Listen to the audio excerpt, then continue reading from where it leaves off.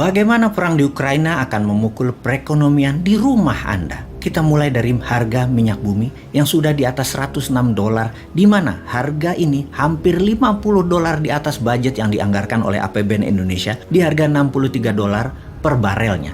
Anggaran per tahun belanja BBM lebih dari 300 triliun jika diimpor sebanyak 800.000 barel per harinya. Naiknya harga minyak bumi akan membuat kantong APBN jebol, tombok nambah 200 triliunan rupiah lagi jika minyak bumi harganya di atas $125 per barel bertahan terus selama beberapa bulan ke depan bahkan hingga akhir tahun. Sebaiknya harga jual BBM bahkan disarankan di atas 18.000 atau 20.000 per liternya di SPBU. Ini semua hanya asumsi, namun kita menengok fakta sekarang.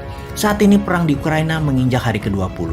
Sementara kita duduk nonton TV di rumah atau melihat informasi di gadget ribuan kilometer jauhnya dari medan perang. Kita mengucapkan dalam hati, untung bukan di Indonesia perangnya. Tapi kali ini saya membawa berita buruk kepada sahabat semua. Kita semua tahu ada dua sisi cerita.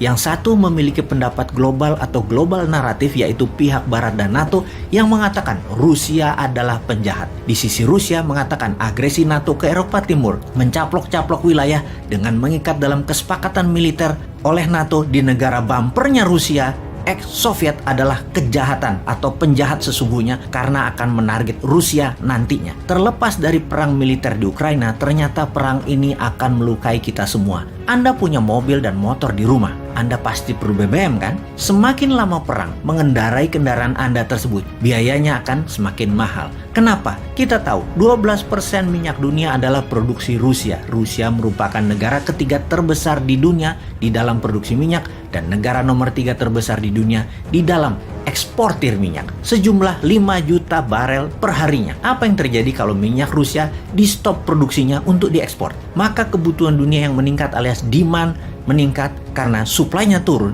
maka secara alami akan meningkatkan harga minyak bumi di pasaran. Diperkirakan kalau Rusia stop produksi dan negara OPEC tidak meningkatkan produksi, maka harga minyak dunia akan tembus $140 per barelnya. Ketika harga minyak meningkat, biaya transportasi meningkat tajam. Biaya mobil, truk, kereta api, pesawat terbang, biaya distribusi, biaya angkutan, semua naik tajam. Artinya apa? Semua barang menjadi lebih mahal. Harga barang menjadi mahal semuanya. Harga makanan, harga kebutuhan pokok, semua jadi mahal. Intinya, ketika harga minyak bumi meningkat, semua harga-harga meningkat. Pertanyaan lain lagi, seberapa mahal kenaikan itu terjadi? Dalam statistik bernegara, rata-rata setiap kenaikan $10 per barel akan meningkatkan 1-2% inflasi. Maka ketika dari $63 ke $105 per barelnya, naiknya $40, maka dipastikan inflasi Indonesia akan naik minimum 4-8%. Meningkatnya inflasi di Indonesia.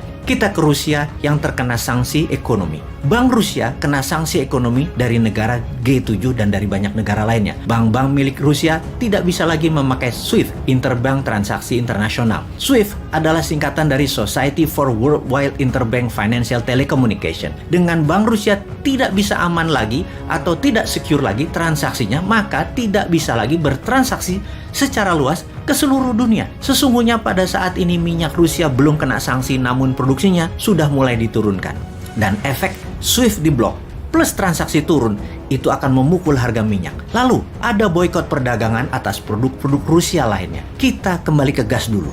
40% gas Rusia itu melalui pipa melalui daratan Ukraina ke Eropa Barat. Dan saat ini suplai gas ke Eropa Barat mulai terganggu, bahkan sudah mulai ada yang shutdown.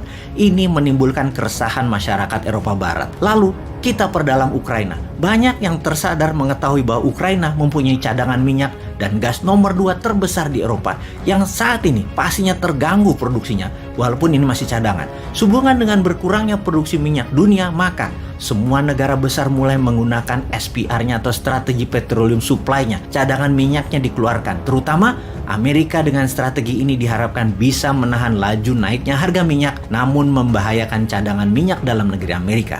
Apalagi yang paling ditakutkan oleh dunia selain kenaikan harga minyak bumi dan gas, juga mengganggu distribusi pengadaan oil and gas tersebut. Ya benar, food supply. Kita semua tahu Ukraina adalah pengekspor dan penyedia 50% sunflower oil atau minyak bunga matahari. Saat ini penjualannya nol, shutdown shippingnya.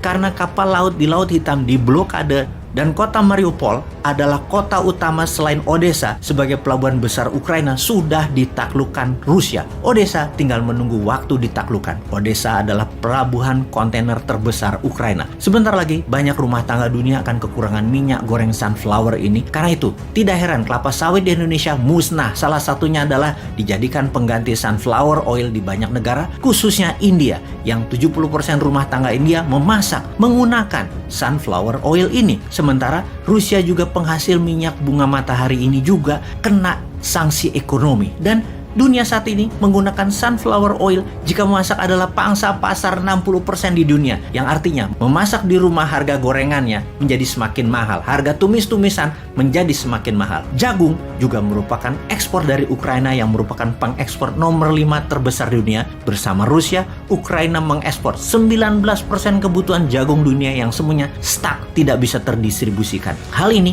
mempengaruhi pakan ternak, makanan ternak, sirup jagung, cornflake, dan macam-macam lagi kebutuhan turunannya. Kemana jagung Ukraina dan Rusia itu berlabuh? Terbesar ke Tiongkok. Satu lagi, gandum.